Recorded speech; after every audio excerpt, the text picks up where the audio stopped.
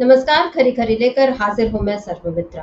महाराष्ट्र की सियासत में इस समय एक नई हलचल मच गई है और बीजेपी के लिए यानी बीजेपी के नजरिए से देखें तो ऐसा लगता है कि एक नया बवाल खड़ा हो गया है, क्योंकि बीजेपी को पूरा यकीन है, वो ये मान के चल रही है कि जिस तरह उसने शिंदे को तोड़ा, जिस तरह उसने अजित पवार को तोड़ा और उसके बाद महायुति सरकार बना ली, और उसके बाद उसको ऐसा लगता है कि अब जो फिर से विधानसभा चुनाव होंगे उसमें वो वापस जीत दर्ज करेगी और सत्ता में आएगी। लेकिन क्या ये बात इतनी आसान है? क्योंकि हम ये लगातार देख रहे हैं कि महायुति यानी जो एनडीए कहा जा सकता है, महाराष्ट्र में जो एनडीए गठबंधन है, उसमें लगातार दरारें दिख रही हैं और किसी न किसी तरह से ये दरारें बार बार जनता के सामने आ जाती हैं और फिर ऐसा होता है कि बीजेपी नेताओं को ही उसका बचाव करना मुश्किल हो जाता है। और अभी खबर आई है, यानी अभी अनुमान लगाया जा रहा है कि अजित पवार जो है वो महायुति से अलग हो सकते हैं। अजित पवार उप मुख्यमंत्री हैं, मुख्यमंत्री बनने की लालसा तो उनकी काफी समय से है। वो पहले भी देवेंद्र फडणवीस के साथ उप मुख्यमंत्री बने थे, यानी तब देवेंद्र फडणवीस मुख्यमंत्री बने थे और अजित पवार उप मुख्यमंत्री बने थे। लेकिन उसके बाद किस तरीके से सारी सत्ता पलटी है आप लोगों ने देखा है, आपको याद होगा। उसके बाद कुछ समय के लिए महाराष्ट्र में एमवीए सरकार रही, उद्धव ठाकरे मुख्यमंत्री रहे, अजित पवार फिर से उप मुख्यमंत्री। लेकिन अब वापस अजित पवार आ चुके हैं एनडीए के साथ, यानी फिर से, और अब वो और देवेंद्र फडणवीस एक बराबर यानी दोनों ही उप मुख्यमंत्री हैं। लेकिन देवेंद्र फडणवीस का एक बयान भी इस बीच आया है जिससे ये जाहिर तौर पर अजित पवार का एक तरह से अपमान ही है, क्योंकि उन्होंने ये कहा है कि हमारी जो हार हुई है लोकसभा में, बीजेपी को जो कम सीटें मिली हैं, उसका सबसे बड़ा कारण जो है वो अजित पवार है। और बीजेपी के बाकी लोग भी इस बात को कह चुके हैं, यहाँ तक कि संघ के मुखपत्र में भी इस बात को लिखा जा चुका है। तो सारी उंगलियां जब अजित पवार की ओर उठ रही हैं, तो सवाल यह है कि अपना अपमान बर्दाश्त करके आखिर कब तक अजित पवार महायुति में टिके रहेंगे। और अब अगर अजित पवार के अलग होने की खबरें आ रही हैं तो उसमें आश्चर्य नहीं है, लेकिन सवाल जरूर है कि अगर अजित पवार महायुति से अलग हो जाते हैं तो इसका क्या असर पूरे एनडीए पर पड़ेगा, बीजेपी के प्रदर्शन पर पड़ेगा, शिंदे के ऊपर पड़ेगा, किस तरह से महाराष्ट्र के सियासी समीकरण बदलेंगे। बहुत सारे सवाल हैं। इन्हीं सवालों पर आज हम चर्चा करेंगे। खरी खरी हमारे साथ जुड़े हुए हैं अमलेंदु उपाध्याय जी। अमलेंदु जी नमस्कार, स्वागत इस कार्यक्रम में। अमलेंदु जी, अभी हम लगातार देख रहे हैं कि चुनावी हलचल जो हरियाणा और जम्मू कश्मीर की है, वहां पर एकदम अलग सिनेरियो बनता जा रहा है, खासकर तब से जब से राहुल गांधी अब चुनावी सभाएं करने लगे हैं। कल जब वो हरियाणा में थे, अभी कुछ देर में वो जम्मू में 2 रैलियां करने वाले हैं और उनके जो भाषण होते हैं उसमें वो ऐसे ऐसे मुद्दों को उठाते हैं कि बीजेपी को जवाब देते ही नहीं बनता। और अब बीजेपी के लिए नई मुसीबतें शुरू होने लग गई हैं। झारखंड और महाराष्ट्र जहाँ की 2 राज्य जहां अभी चुनाव होने हैं, कब तक होंगे ये अभी तय नहीं है, लेकिन जब भी होंगे तब बीजेपी के लिए वहां पहले ही काफी चुनौतियां हैं। और ऐसे में जब महाराष्ट्र से ये खबर आती है कि अजित पवार महायुति से अलग हो सकते हैं, उप मुख्यमंत्री पद को छोड़ सकते हैं, तो आपको क्या लगता है कि महाराष्ट्र की सियासत में जो वो बवाल मचेगा उससे बीजेपी किस तरह निपटेगी? देखिए समिता जी, असल में बीजेपी एक तरीके से देखा जाए तो लोकसभा चुनाव में हार के लिए नरेंद्र मोदी की जिम्मेदारी से बचने की कोशिश कर रही है और देवेंद्र फडणवीस का बयान जो है वो नरेंद्र मोदी को बचाने के लिए बयान समझा जा सकता है कि वो नरेंद्र मोदी को बचाना चाहते हैं कि मोदी जी की वजह से हार नहीं हुई है। जबकि समित्रा जी, जो एकनाथ शिंदे हैं जो मुख्यमंत्री हैं, उनका खुद का बयान था कि जो 400 पार का नारा दिया गया, उस 400 पार के नारे की वजह से गठबंधन की वहाँ हार हुई, मतलब उसकी महायुति की या जो एनडीए उसकी हार हुई। ये कहना था खुद एकनाथ शिंदे का। तो भारतीय जनता पार्टी अकेले अजित पवार पे किस तरीके से इसकी जिम्मेदारी डाल सकती है? दूसरी बात, जब जिस समय लोकसभा चुनाव हुआ था उसके बाद जो आरएसएस की पत्रिका थी उसमें जो लिखा पांचजन्य में जो उनका रतन शारदा का लेख था, उसके बाद फिर उनका छगन भुजबल जो एनसीपी के ही दूसरे नेता हैं, बड़े नेता हैं, उनका भी बयान था, वो हम लोगों ने पहले चलवाया भी था, कि वो पूछ रहे हैं कि भाई ठीक है, यहाँ तो चलिए आप कह रहे हैं कि अजित पवार की वजह से हार गए या एनसीपी की वजह से हार गए, उत्तर प्रदेश में किसकी वजह से हार गए?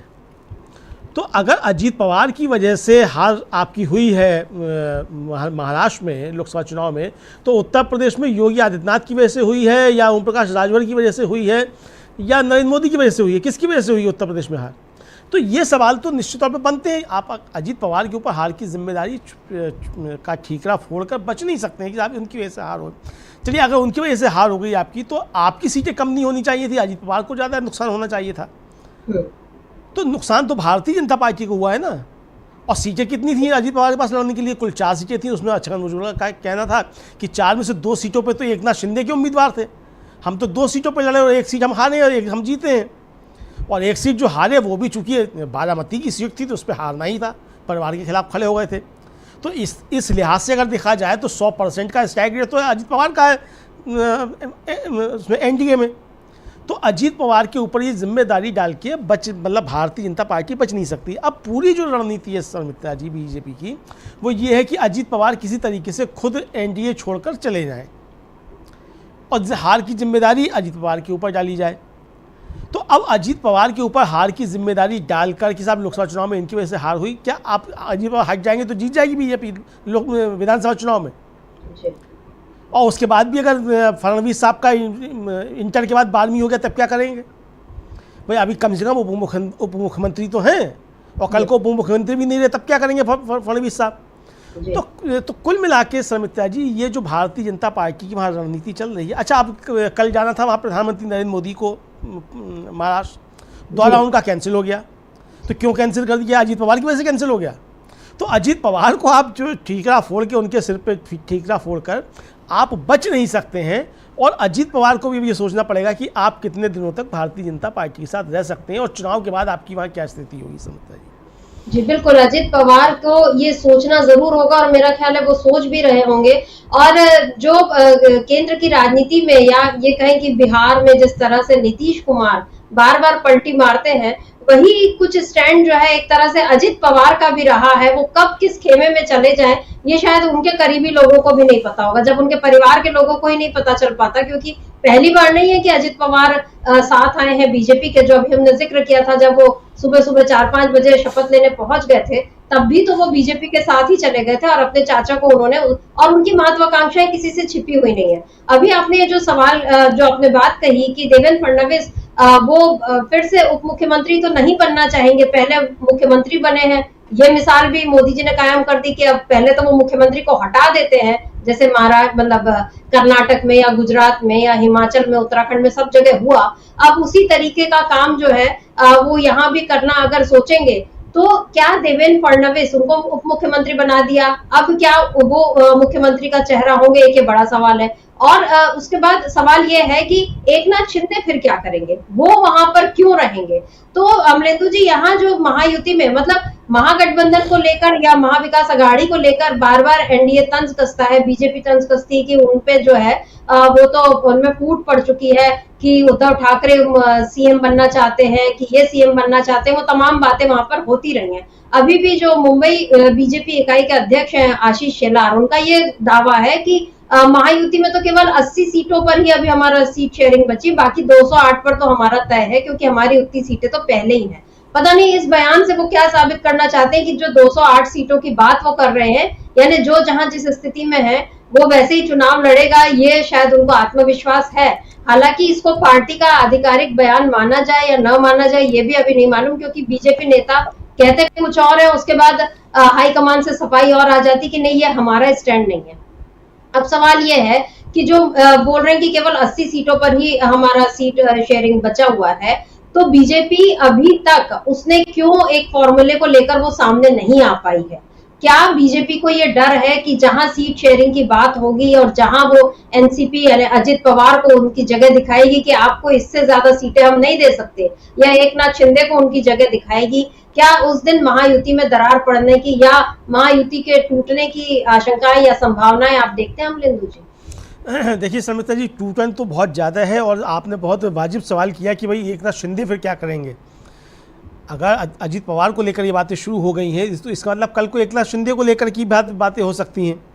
और अगर ये कहना कि अजीत पवार की वजह से हारे, तो आप ये भी कह सकते हैं कि एकनाथ शिंदे की वजह से हारे, क्योंकि एकनाथ शिंदे भी रिवेल करके आए थे, विद्रोही होकर आए थे शिवसेना से। अजीत पवार भी चाचा को धोखा देकर आए हैं, तो धोखा तो दोनों ने दिया है। तो भारतीय जनता पार्टी का कार्यकर्ता दोनों को स्वीकार नहीं करेगा, फिर ये कहना चाहिए आपको। और अगर आप एकनाथ शिंदे को स्वीकार कर रहे हैं तो अजीत पवार को स्वीकार क्यों नहीं कर रहे? भाई अजीत पवार के अंदर जो कमियां हैं वो कमियां बताइए क्या हैं। ये कमियां हैं, और अगर वो आप कमियां बताते हो तो इसका मतलब फिर आप सत्ता में बने रहने के लिए आप किसी भी कमी वाले के साथ आप कोई भी समझौता कर सकते हैं। यानी कि देवेंद्र फडणवीस जो है वो इशारा यही देना चाहते हैं कि मोदी जी ने जिस तरीके से भ्रष्टाचारी कहा था अजीत पवार को कि अजीत पवार भ्रष्टाचारी हैं, इस वजह से भारतीय जनता पार्टी की हार हो गई। तो अगर ये कहना चाहते हैं तो फिर आप ये भी कहिए कि हाँ हम सारे भ्रष्टाचारियों के साथ मिलकर सरकार भी चला लेंगे। तो ऐसा तो नहीं हो सकता ना कि अच्छा जो मीठा मीठा है वो है आप वो कर लें और कड़वा कड़वा थू कर दें, ऐसा तो नहीं हो सकता। तो अजीत पवार को लेकर अगर आपकी कोई हेजिटेशंस हैं तो हेजिटेशंस को आप खुलकर बताइए कि अजीत पवार में कमियां क्या हैं। तो अजीत पवार की कमियां तो अभी तक पता ही नहीं देवेंद्र फडणवीस ने कि क्यों हारे अजीत पवार की वजह से। आपका कार्यकर्ता नहीं निकला अजीत पवार की वजह से घर से बाहर, अगर आपका ये कहना है कि आपका मतदाता नहीं निकला तो क्यों नहीं निकला, कोई तो कारण रहा होगा ना कि अजीत पवार में क्या काटे हैं। अजीत पवार मुख्यमंत्री तो थे नहीं, मुख्यमंत्री तो एकनाथ शिंदे थे, और 12वीं के बाद इंटर करके देवेंद्र फडणवीस जो थे वो उप मुख्यमंत्री हैं, तो अजीत पवार बाद में उप मुख्यमंत्री बने। तो अजीत पवार की वजह से आखिर भारतीय जनता पार्टी को इतना बड़ा नुकसान क्यों हो गया? तो ये बहुत वाजिब सवाल है, इसका जवाब देवेंद्र फडणवीस को देना चाहिए था। और देवेंद्र फडणवीस से जो लोग सवाल कर रहे थे उन्होंने सवाल पूछा भी नहीं। तो वो स्ट्रक्चर्ड मेन्यू क्या मतलब वो मेगा शो था, जो भी आप समझ सकती हैं। हो सकता है कि मतलब अजीत पवार को गालियां दिलवानी थी उस शो में, वो गालियां दिलवा ली गई। देवेंद्र फडणवीस से सवाल पूछा जाना चाहिए था कि भाई आपने, ठीक है आपकी हमने बात मान ली कि अजीत पवार की वजह से नुकसान हुआ, भारतीय जनता पार्टी वहाँ लोकसभा चुनाव हार गई, तो अजीत पवार की कमियाँ कौन सी थी वो बताइए फडणवीस साहब, और ये सवाल नहीं आया। तो ये बहुत महत्वपूर्ण बात है सर मित्रा जी कि अजीत पवार की कमियां भी फिर देवेंद्र फडणवीस को बतानी चाहिए कि क्या कमियां हैं। जो मोदी जी ने कहा था कि अजीत पवार भ्रष्टाचारी हैं, तो क्या अजीत पवार भ्रष्टाचारी हैं? हालांकि अब उनको क्लीन चिट मिल चुकी है ये चीज़ से। तो लेकिन अगर आप मानते हैं वो भ्रष्टाचारी हैं तो आपने भ्रष्टाचारी को अपने साथ क्यों मिलाया? फिर इसका जवाब दीजिए। तो यानी जो अपना बुना जाल है भारतीय जनता पार्टी का, पूरी भारतीय जनता पार्टी अपने ही बुने जाल में फंसती चली जा रही है। और आप विधानसभा चुनाव से पहले अजीत पवार को सिर्फ भ्रष्टाचारी घोषित करके कि साहब इनकी वजह से नुकसान हुआ, और फिर आप अलग हो जाएं, तो जनता को ये भी सब जवाब देने होंगे कि अगर अजीत पवार भ्रष्टाचारी थे और मोदी जी भ्रष्टाचारी कह रहे थे तो आपने भ्रष्टाचारी के साथ मिलकर सरकार क्यों चलाई, और फिर चुनाव से पहले आप अलग क्यों हो गए, और चुनाव के बाद क्या फिर आप उनके साथ हो जाएंगे? तो ये बहुत सारे सवाल उठेंगे। तो ये भारतीय जनता पार्टी जो खेल कर रही है महाराष्ट्र में समिता जी, ये उसी को उल्टा पड़ने वाला है। बिल्कुल, भारतीय जनता पार्टी जिस तरीके के खेल, आपने बिल्कुल ये जो खेल शब्द है यही इसको हम ये कह लें कि वो लोगों की भावनाओं के साथ भी खेल है, क्योंकि इस बात को उद्धव ठाकरे भी बार बार बोले कि ये हमारी अस्मिता को, हमारे स्वाभिमान को सीधे सीधे ये लोग चोट पहुंचाते हैं और हमारा अपमान करते हैं, यानी मराठियों का अपमान करते हैं, मराठा मानुष का अपमान करते हैं। ये बात उद्धव ठाकरे बोल चुके हैं, और अब तो उद्धव ठाकरे बिल्कुल आर पार की लड़ाई के मूड में दिखते हैं। उनके कोई बयान, मतलब सारे बयान इसी तरीके के हैं। या अभी हम देख रहे हैं कि जिस तरीके से संजय राउत पर अभी वो कार्रवाई हुई, और संजय राउत भी बिल्कुल खुलकर ही बोलते हैं कि बीजेपी में दम है तो वो अपने नेताओं पर कार्रवाई करके बताए, लेकिन भ्रष्टाचार की जहां बात आती है तो ईडी या सीबीआई को केवल वही लोग दिखाई देते हैं जो बीजेपी के खिलाफ है, नरेंद्र मोदी के साथ नहीं है। और जैसे ही वो लोग नरेंद्र मोदी के साथ आते हैं उनके सारे दाग धुल जाते हैं। अब ये एक खुला सत्य है, इसमें कोई भी दबाने छिपाने की बात नहीं है। और जहां तक आपने जो बात उठाई अजित पवार की कमी बताने की, तो जो देवेंद्र फडणवीस ने जो कहा उसको मैं सुनाती हूँ। उन्होंने ये कहा कि हम कम से कम 12 सीटें जो हारे थे कि बीजेपी का कोर वोटर शुरू से एनसीपी के साथ गठबंधन को लेकर असहज था। हालांकि अब 80% जरूरत को हम समझ चुके हैं और अजीत के खराब वोट ट्रांसफर ने हमें निराश किया। अब ये जो देवेंद्र फडणवीस का बयान है, अगर हम अब आंकड़े ऐसे खोल कर देखें तो वो जो आपने कहा भी कि महज 2 सीटों पर, और उसमें भी उनको कितने उनके वोट उनको मिल जाते कि वो सारे जो जितना नुकसान हुआ है महाराष्ट्र को में 48 सीटों पर बीजेपी को, उसमें उसको कितनी सीटें आखिर मिल जाती। 17 सीटें जो आई हैं उसमें आखिर उतना कितना इजाफा अजित पवार कर देते। तो बीजेपी यहाँ जो सच्चाई से भाग रही है, जिस तरीके से वो ये अपनी कमियों को छुपा रही है और अजित पवार पर उंगली उठा रही है, एकनाथ शिंदे भी इस बात को समझ रहे होंगे और बीजेपी के बाकी लोग भी इस बात को समझ रहे होंगे कि किस तरह से यहाँ पर नरेंद्र मोदी को बचाने की कोशिश की जा रही है। तो क्या अमलेंदु जी ऐसा लगता है कि महाराष्ट्र में, क्योंकि अभी हमने ये भी देखा जैसे हरियाणा में गए मोदी तो खट्टर जो है वो 2 चुनावी सभाओं में वो नहीं आए। जहां बीजेपी को किसी नेता से ऐसा लगता है कि ये असहज हो रहे हैं या मोदी के लिए वो मुफीद नहीं हो रहे हैं या बीजेपी के लिए नुकसानदायक, उनको वो किनारे कर देते हैं। अभी लोकसभा चुनाव में तो वहां मोदी चल गए, मतलब मोदी का नाम चल गया, हालांकि उसका नुकसान ही हुआ।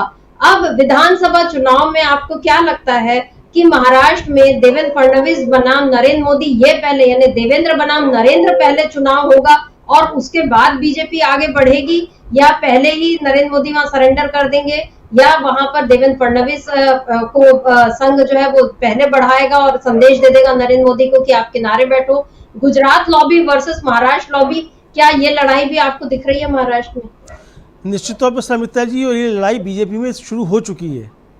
और आपको याद होगा कि थोड़े दिनों पहले एक केंद्रीय मंत्री और जो वहाँ के विनोद तावड़े जो इंचार्ज हैं बीजेपी के, वो पहुँचे थे और बीजेपी के बड़े नेताओं की एक बड़ी बैठक हुई थी और उसमें ये तय किया गया कि चुनाव देवेंद्र फडणवीस के नेतृत्व में लड़ा जाएगा, सहयोगी दलों से बातचीत देवेंद्र फडणवीस करेंगे, टिकट देवेंद्र फडणवीस बांटेंगे। अभी तक होता यह था समिता जी कि जो भी कुछ है वो छोड़ दिया जाता था कि मोदी जी तय करेंगे और मोदी जी फिर अमित शाह जी को पकड़ा देते थे और अमित शाह जी सारी चीज़ें तय करते थे। यानी कि बाकायदा जो महाराष्ट्र की बीजेपी है वो ये तय कर चुकी है कि मोदी जी और अमित शाह जी का दखल वहाँ नहीं होने देंगे। तो जिस गुजरात के खिलाफ लड़ाई की बात उद्धव ठाकरे बार बार करते हैं और जो संजय राउत का जो वो बयान था बड़ा चर्चित हुआ था कि वो उसकी कब्र जो है औरंगज़ेब की वो यहाँ है, जिस तरीके से सब बातें की थी, तो ये सारी जो चीज़ें, वो लड़ाई जो उद्धव ठाकरे बनाने की कोशिश कर रहे हैं, वो लड़ाई तो बाकायदा बीजेपी के अंदर शुरू हो चुकी है महाराष्ट्र में समिता जी। देवेंद्र फडणवीस एक तरीके से देखा जाए वो विद्रोह की मुद्दा में, और हम लोगों ने वो स्पेशल खबर हमारे अखबार देशबंधु ने छापी भी थी कि किस तरीके से देवेंद्र फडणवीस को दिल्ली में बंगला अलॉट कर दिया गया कि उनकी दिल्ली में वापसी करा दी जाए, और देवेंद्र फडणवीस अभी दिल्ली नहीं आए हैं, इंतज़ार हो रहा है कि देवेंद्र फडणवीस दिल्ली आ जाए। यानी जो गुजराती लॉबी है मोदी और अमित शाह की, वो चाहती है कि देवेंद्र फडणवीस महाराष्ट्र छोड़ दें और दिल्ली में आ जाएं, केंद्र में आ जाएं, लेकिन देवेंद्र फडणवीस जो है महाराष्ट्र छोड़ना नहीं चाहते हैं, क्योंकि देवेंद्र फडणवीस जानते हैं कि दिल्ली में आकर उनको क्या काम दिया जाएगा कि सदस्यता अभियान चलाओ, और महाराष्ट्र में रहेंगे तो मुख्यमंत्री बनने के लिए दावेदार होंगे। तो बड़ा अंतर है दोनों में, तो इसलिए देवेंद्र फडणवीस आना नहीं चाहते हैं। दूसरा, जो खबरें आरएसएस की तरफ से आ रही हैं कि जो संजय जोशी एक प्रचारक हुआ करते थे एक समय में भारतीय जनता पार्टी के, और मोदी जी की बताया जाता है, जो चर्चा है सत्ता के गलियारों में, कि मोदी जी की वजह से उनका जो था वो निर्वासन हुआ राजनीति से, उन संजय जोशी के लिए आरएसएस अड़ा हुआ है कि हम इनको बीजेपी का अध्यक्ष बनाएंगे। देवेंद्र फडणवीस भी सुने जाते हैं शायद उसी खेमे के हैं, संजय जोशी खेमे के। तो ये बहुत कुछ आरएसएस के अंदर, और जो खासतौर से महाराष्ट्र की जो बीजेपी है उसके अंदर चल रहा है। गुजराती लॉबी बनाम चितपावन ब्राह्मण जो वहाँ शुरू हो गया है समिता जी, ये काफ़ी कुछ बीजेपी को नुकसान पहुँचाने वाला है, खासतौर से नरेंद्र मोदी को। तो ये चीज़ें तो वहाँ अंदर शुरू हो चुकी हैं। तो अब मोदी जी का पूरा प्रयास ये है कि भाजपा जाए भाड़ में, लेकिन मोदी जी का वर्चस्व कायम रहना चाहिए। आरएसएस की चिंता और बीजेपी की चिंता ये है कि बीजेपी बचनी चाहिए। मोदी जी तो प्रधानमंत्री बन लिए, 2 बार भी हो चुके, तीसरी बार भी बन लिए, हटे जाएंगे तो भी क्या बिगड़ जाएगा। तो मोदी जी प्रधानमंत्री रहे या ना रहे, भाजपा बचनी चाहिए। आरएसएस की चिंता ये है, मोदी जी की चिंता ये है कि भाजपा बचे ना बचे, मोदी जी प्रधानमंत्री बने रहने चाहिए। तो ये जो अब अपने अपने जो निहित स्वार्थ हैं उनकी जो लड़ाई शुरू हो रही है समिता जी, ये बीजेपी में आगे और बढ़ती चली जाएगी। जाहिर सी बात है कि देवेंद्र फडणवीस इस समय जो प्रेजेंट कर रहे हैं महाराष्ट्र में, वो उस आरएसएस की उस लॉबी को प्रेजेंट कर रहे हैं जो बीजेपी को बचाना चाहती है, गुजराती लॉबी के खिलाफ खड़े वो दिखाई पड़ते हैं। फिलहाल कल को क्या हुआ कहा नहीं जा सकता समिता जी। बिल्कुल, अभी बीजेपी के भीतर ही दरार दिख रही है। मतलब एक तो दरार है महायुति के भीतर, क्योंकि ऐसा नहीं है कि केवल बीजेपी के लोग अजित पवार को पसंद नहीं कर रहे, एकनाथ शिंदे के लोग भी अजित पवार को पसंद नहीं कर रहे हैं। उनका साथ बैठाना बहुत मुश्किल हो रहा है। और ये शिंदे गुट के एक विधायक का ये बयान भी था कि हम मीटिंग से बाहर निकलते हैं और मुझे उल्टी आती जब मैं उनके बगल में बैठता हूँ। तो अजित पवार का लगातार वहां पर अपमान हो रहा है। भले उन्होंने अभी एक यात्रा भी निकाली और उसमें वो ये जनसम्मान और वो मतलब वो लोगों के बीच जाकर और उनका विश्वास हासिल करने की कोशिश कर रहे हैं अजित पवार। उन्होंने ये भी कह दिया कि घर की मतलब जो लड़ाई है वो घर के भीतर नहीं आनी चाहिए और ऐसे लोगों को दूर रखना चाहिए। मेरा ख्याल है वो किसी एनसीपी नेता के कार्यक्रम में गए थे जिनकी बेटी उनसे अलग होकर चुनाव लड़ना चाह रही थी, तो अब उन्होंने ये कहा था कि ऐसे लोगों को दूर रखना चाहिए। और उसके बाद उन्होंने खुद ये कहा कि मैंने अपनी पत्नी के खिलाफ अपनी बहन के खिलाफ अपनी पत्नी को खड़ा करके गलती की। तो अजित पवार जिस तरह बार बार अपनी गलतियों को मान रहे हैं, तो इसका मतलब है कि उनको भी ये चीज समझ में आ रही है कि उनका अपमान हो रहा है। हालांकि हम नहीं जानते कि जो राजनेताओं की चमड़ी के बारे में कहा जाता है कि वो कितनी मोटी होती पतली होती है, उनको अपना अपमान जो है वो सत्ता की खातिर बर्दाश्त करते हैं नहीं करते। लेकिन एक और अजित पवार का अपमान हो रहा है, दूसरी ओर एकनाथ शिंदे के सामने उनका भविष्य है, क्योंकि अकेले एकनाथ शिंदे की बात नहीं है, उनके साथ जितने विधायक जो छोड़कर गए थे उनमें से भी बहुत लोगों का हृदय परिवर्तन हो रहा है। ठीक इसी तरह एनसीपी के भी जो लोग गए थे अजित पवार के साथ, जब शरद पवार पर उंगली उठती है, जब अमित शाह शरद पवार को वो सरगना बताते हैं भ्रष्टाचारियों का, तो लोगों को वो चीज पसंद नहीं आती जो एनसीपी अजित पवार के साथ है। तो यहाँ पर हम ये देख रहे हैं कि कार्यकर्ताओं में भी नाराजगी है और उधर बीजेपी कार्यकर्ताओं में भी नाराजगी, और जिसके बारे में जो देवेंद्र फडणवीस ये बोल रहे हैं कि हमारे कोर वोटर को ये बात पसंद नहीं आई या कार्यकर्ताओं को ये बात पसंद नहीं आई कि हमने एनसीपी को अपने साथ लिया। अब सवाल ये है अमरेंदु जी, जो मोदी बार बार बोलते हैं कि मन की बात जो करते हैं या एक अकेला सब पर भारी, क्या अब वो संघ पर भारी पड़ने की कोशिश में अपनी लुटिया खुद डुबो रहे हैं? क्योंकि महाराष्ट्र से तो ऐसा लग रहा है कि बीजेपी बाहर हो ही जाएगी, लेकिन अगर संघ की नाराजगी या संघ अपने उसमें आ गया कि बीजेपी को अगर उसने उसका स्थान दिखाना शुरू कर दिया यानी नरेंद्र मोदी को, तो क्या आपको लगता है कि केंद्र में नरेंद्र मोदी की सत्ता फिर कब तक बनी रह पाएगी? ये बात मैं इसलिए भी कह रही हूँ क्योंकि अभी हरियाणा और जम्मू कश्मीर के जो चुनाव हो रहे हैं और दोनों जगह बीजेपी की स्थिति अच्छी नहीं दिख रही है, और ऐसे में आज जयराम रमेश जो कांग्रेस के महासचिव है, उनका एक बयान आया है कि विधानसभा चुनाव के बाद चंद्रबाबू नायडू और नीतीश कुमार तय करेंगे कि उनको क्या करना है। ये जो पॉलिटिशियन जो बात बोलते हैं बिना किसी आधार के तो बोलते नहीं है, जो बात ये इन्होंने कही है, आपको क्या लगता है कि महाराष्ट्र से लेकर केंद्र तक मोदी सरकार और बीजेपी खतरे में आ चुकी है? देखिए शर्मिष्ठा जी, बहुत सारी चीज़ें चल रही हैं। एक तो जो बीजेपी के अंदर चल रहा है वो तो चल ही रहा है, और साथ साथ जो एनडीए में है उसमें भी काफ़ी कुछ टूटन देखने को मिल रही है। बहुत से मसले ऐसे हैं जिन पर टूटन काफ़ी ज़्यादा देखने को मिल रही है। महाराष्ट्र से लेकर बिहार तक और बिहार से लेकर आंध्र प्रदेश तक काफ़ी चीज़ें एनडीए में गड़बड़ चल रही हैं। तो जिस तरीके से बीजेपी अब अपने असली रूप में आना चाहती है, नरेंद्र मोदी अपने असली रूप में आना चाहते हैं और सहयोगियों पर दबाव बनाना चाहते हैं, सहयोगी अब उसके सामने झुकने को तैयार नहीं है, चूँकि अब उनकी भी समझ में आ गया है सहयोगियों की कि बीजेपी की मजबूरी है कि उन्हें हमें साथ लेकर चलना पड़ेगा। और जिस तरीके से बीजेपी ने काम करना शुरू कर दिया है, आज ही वाईआरसीपी जो है आंध्र प्रदेश की जो पार्टी है जगनमोहन रेड्डी की, उसके एक राज्यसभा सदस्य ने इस्तीफा दे दिया। इससे पहले 2 और दे चुके हैं। उड़ीसा में 2 राज्यसभा सदस्य बीजेडी के वो इस्तीफा दे चुके हैं। यानी भारतीय जनता पार्टी अब राज्यसभा में अपना बहुमत बनाने के लिए जो दूसरे दल हैं उनके राज्यसभा सदस्यों को इस्तीफा दिला करके फिर से ले आएगी, यानी अपना बहुमत बनाने की तरफ बढ़ रही है। तो इन जो सहयोगी दल हैं उनकी समझ में आ गया है कि अगर राज्यसभा में इनका बहुमत हो गया, फिर ये हमारा फिर एक तरीके से कहा जाए वो कहा नहीं मानेंगे और हमारे दबाव में नहीं रहेंगे। तो जो एनडीए में चल रहा है वो ये चल रहा है कि बीजेपी को अपने दबाव में रखना है तो क्या करना है, तो ये चीज़ें समझता ही आगे बढ़ती जाएंगी। इधर बीजेपी अपने सहयोगियों को दबाव में रखना चाहती है, तो ये दबाव जब ज़्यादा बढ़ता जाएगा तो जाहिर सी बात है समीर जी, वो शर्मिष्ठा जी, कि विज्ञान का भी नियम है कि दबाव जब बढ़ता है तो वो फिर टूटन की तरफ बढ़ता है। फिर जब दबाव ज़्यादा हो जाता है और क्षमता नहीं रहती उस दबाव को सहने की, तो वो टूटन होती है, तो वो टूटन की तरफ बढ़ता हुआ दिखाई पड़ रहा है।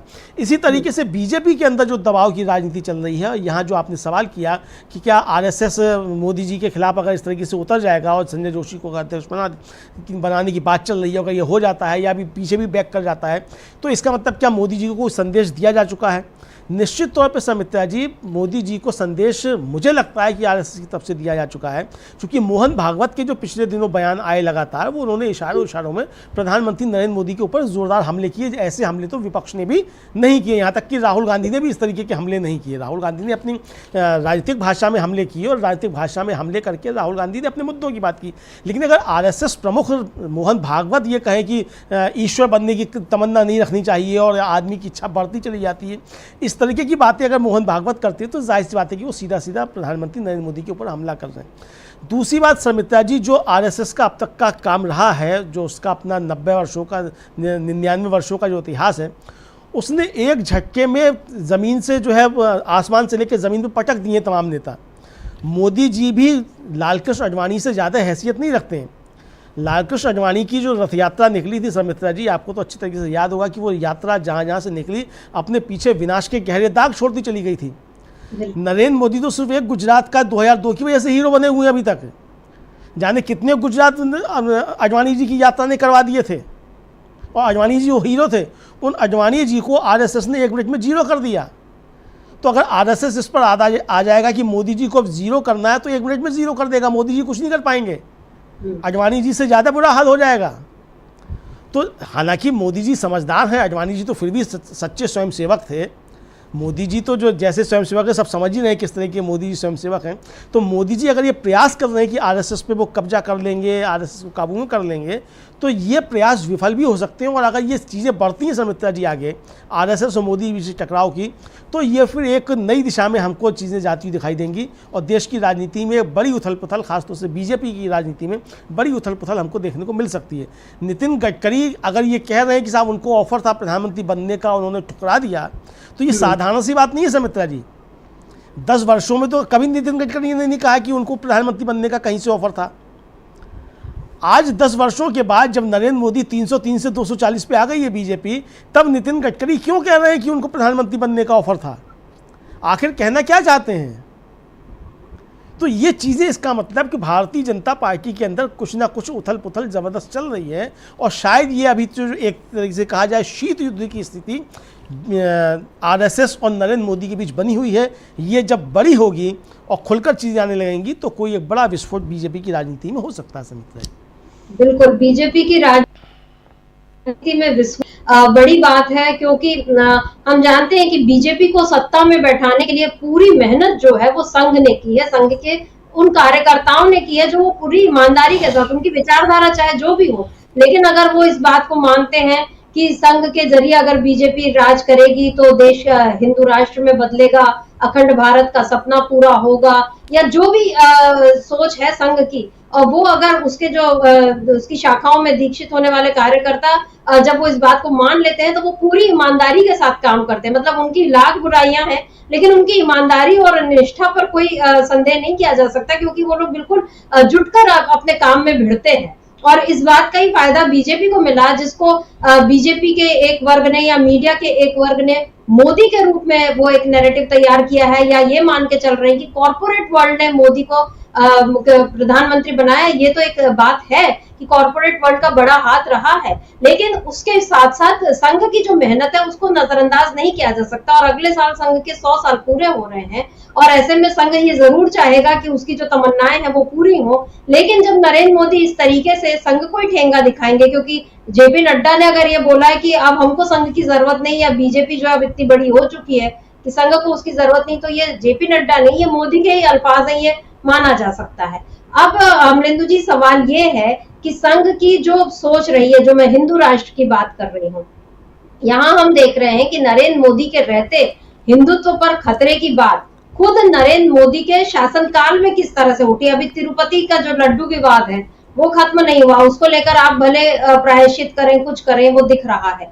शिवाजी महाराज की जो मूर्ति वहां पर गिरी, उसका जो भ्रष्टाचार हुआ, वो काफी उसमें खुद शिंदे और अजित पवार ये लोग भी उसमें नाराज नजर आए, और बीजेपी ने सारा ठीकरा जो है वो नौसेना और इस सब पर फोड़ने की कोशिश की, लेकिन मोदी उसमें बच नहीं सकते हैं। तो ये जो तमाम चीजें हो रही है, अयोध्या में जो चल रहा है, जिस तरीके से मंदिर में जो छठ टपकने, या जिस जो ये हुआ कि आधे अधूरे में प्राण प्रतिष्ठा हो गई, और उद्धव ठाकरे इसको बोल रहे हैं कि ये इनका हिंदुत्व जो है वो नकली है। शंकराचार्य अगर ये बोल रहे हैं कि ये उद्धव ठाकरे को सीएम पद पर होना चाहिए, वो उनका हक था, और इसको नरेंद्र मोदी ने जो छुरा भोंका है, और उन्होंने ये कहा कि ये धोखा देना हिंदुत्व की पहचान नहीं है।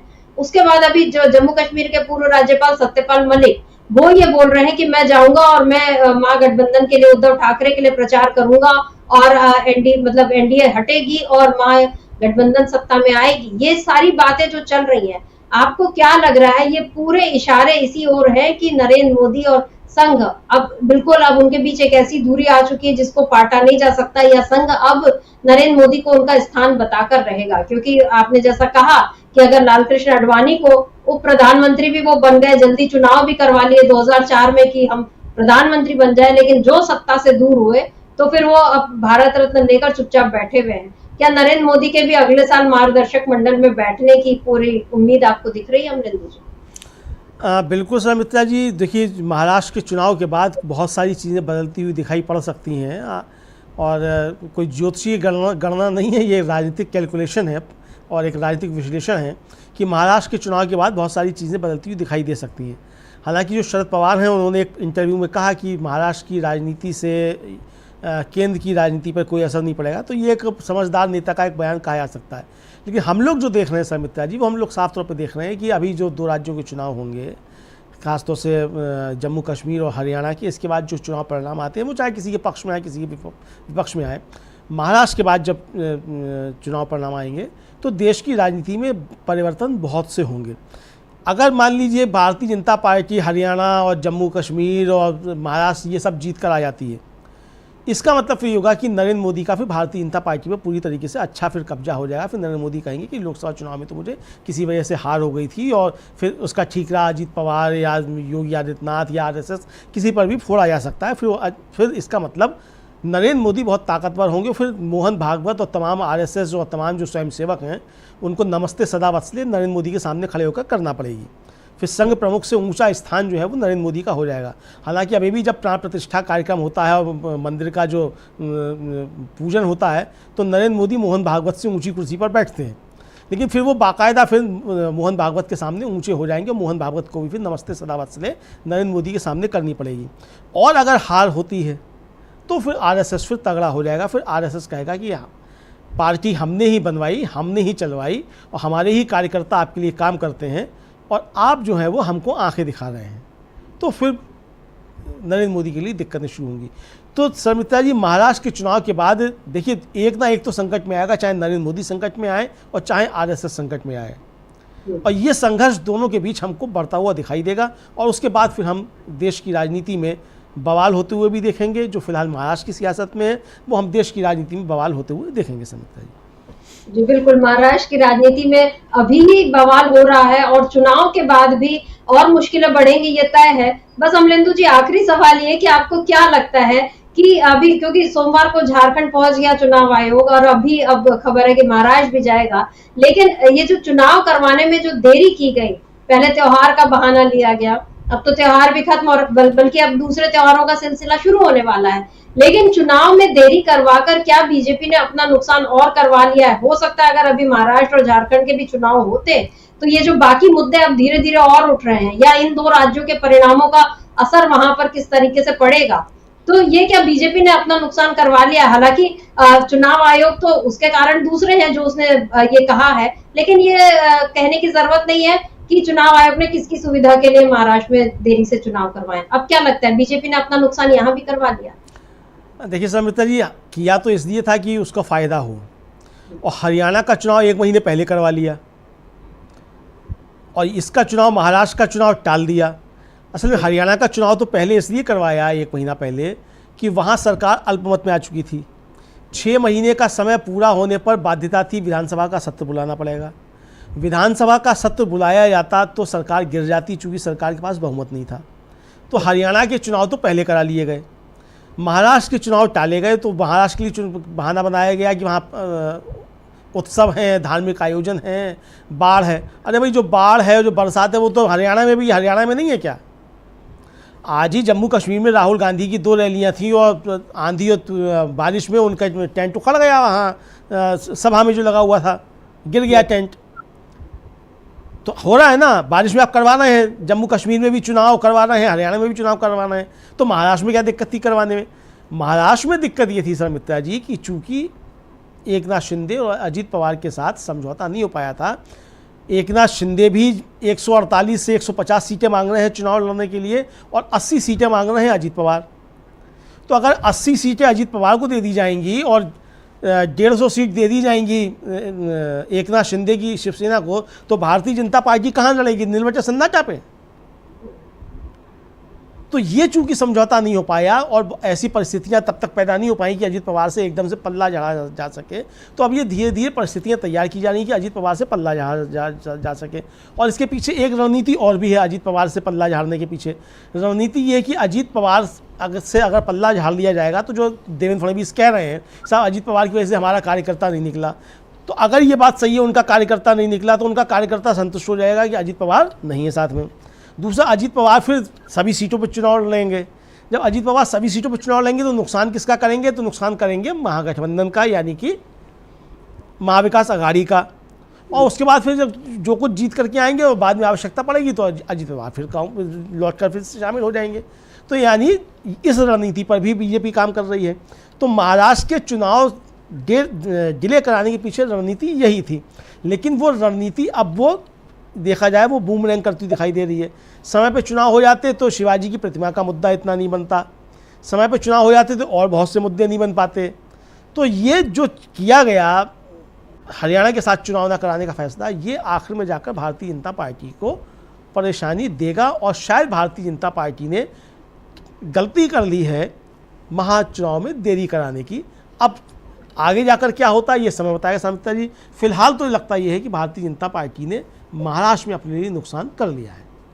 बिल्कुल, भारतीय जनता पार्टी को हरियाणा और जम्मू कश्मीर में नुकसान दिख ही रहा है। झारखंड में उसकी हालत अच्छी नहीं है क्योंकि हेमंत सोरेन लगातार मतलब उनको बहुत समर्थन नहीं है, मतलब उनके पास जो अभी, क्योंकि उनको जेल भी भेजा गया, जिस तरीके से उनकी पार्टी को तोड़ा गया, चंपई सोरेन अलग हो गए। उसके अलावा जिस तरीके से झारखंड में बीजेपी उनको घेरने की कोशिश कर रही है और हर तरीके से उनको एक दबाव में लाने की कोशिश कर रही है, लेकिन फिर भी हेमंत सोरेन कड़ी टक्कर दे रहे हैं वहां पर भी बीजेपी को, और इंडिया गठबंधन कांग्रेस साथ में है ही। और इधर अब महाराष्ट्र में भी बीजेपी की हालत खराब दिख रही है। और इस बीच महायुति में जो दरार दिख रही है वो एक बड़ी परेशानी है। और उससे भी बड़ी परेशानी ये है कि बीजेपी के भीतर ही दरार है। अभी तक अकेले नितिन गडकरी जो है एक तरीके से नरेंद्र मोदी के लिए सिरदर्द बने हुए थे या चुनौती बने हुए थे, और अब देवेंद्र फडणवीस भी उसमें शामिल हो गए हैं। संघ अगर इन दोनों मतलब अपने नागपुर के दोनों नेताओं को यानी अपना वर्चस्व अगर दिखाने पर आ जाएगा तो फिर नरेंद्र मोदी और अमित शाह क्या करेंगे, ये एक बड़ा सवाल है। और इसीलिए आज की स्थिति में हमको देखकर ऐसा लगता है कि महाराष्ट्र की सियासत में बवाल मचा हुआ है। आगे क्या होगा इस पर भी हम चर्चा करेंगे। जैसे जैसे राजनीतिक घटनाएं मोड़ लेंगी उनका भी हम विश्लेषण करेंगे। फिलहाल आज हम इस चर्चा को यहीं रोकते हैं। अमनिंदु जी, आपका बहुत बहुत शुक्रिया, और शुक्रिया आप तमाम दर्शकों का जो आप हमारे साथ जुड़े और आपने इस चर्चा को ध्यान से सुना। आगे भी आप बने रहिए डीबी लाइव के साथ और देखते रहिए डीबी लाइव। नमस्कार।